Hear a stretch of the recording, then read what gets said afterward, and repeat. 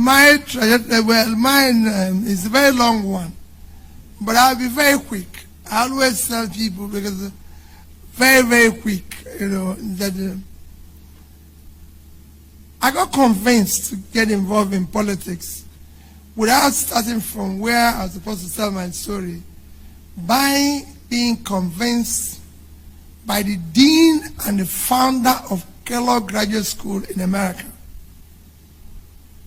Dean Jacobs is late now. He took us on a long course called the World Economy in 2001. And while we were doing this course, he was teaching us world economy. After 3 months of his lecture, he never mentioned Africa. And I said, Dean Jacobs, you have never talked about Africa. He said, do I want to know about Africa? I said, yes. I paid $40,000 for this course, and you have never said anything about the continent that came from. He said, there's nothing called African economy. Nobody plans with Africa. Have I ever seen a car called African spec? There's Gulf spec, there's European spec, there's American spec, there's anything, so nobody plans with Africa. And the next day, that was a day before his last day in Kellogg. And I was pleased with you to allow me to finish this particular story. And he said to me, can you join me for lunch? And I joined him for lunch. Because he said there's nothing called African economy. If you have been in Kellogg's, it's on the bank of Lake Michigan. As we walked through the banks of the lake, he said to me, do you have any of your country's currency?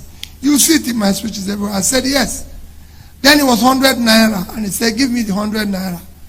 And he brought $100. I said, which of these two currencies do you prefer? I said, the naira. The dollar.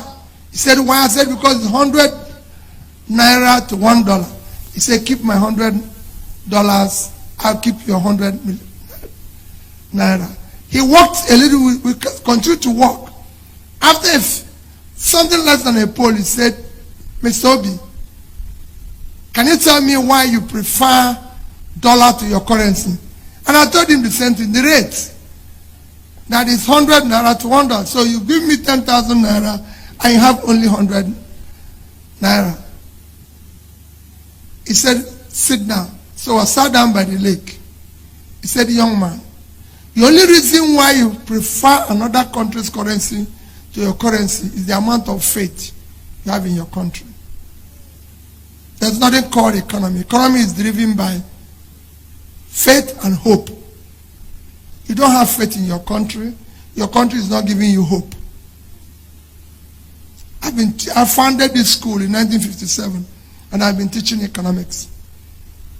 Countries are driven when people have faith in their country and their leaders give them hope to stay. So you don't have hope, so you prefer another man's currency. And he went around to tell me that Chinese people keep their money in Chinese yuan, Malaysians in Malaysian ringgit, Singapore in Singaporean dollar, Then there was no euro. Germans in German marks, Italians in real, British in pounds. That is not the rate. It is the amount of hope they have. Can I ask you for a favor? We've been with you for months. About 3 months then. We've been with you for months. And this is the second time you're coming to Kelong. And through interactions with you, you're in a wrong business. Are you what is the amount of money? I said, yes. Are you what? I said, yes. Of course, I have more money than that. I said, can I ask you for a favor?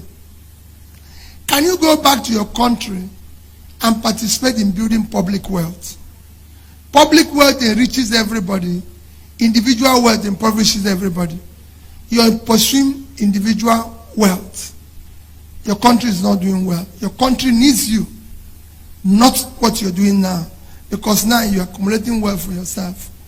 Go and help in accumulating public wealth. Serve the country, utilize your resources, build a better place for everybody to be rich. When few people are rich, you don't have a country. I came back here, schools were closed in my state for 1 year, children were not in school. I decided it's time for me to leave being chairman of a bank, sitting on that to go and contest. Until then, I never voted. I went home, packed my suitcase, went to Anambra State. That's how I started my politics. Never one day been a member of any party. But I left, went to my village and said, I want to be. I would have told you the other stories of what happened, how I went back to people and said, I want to be governor.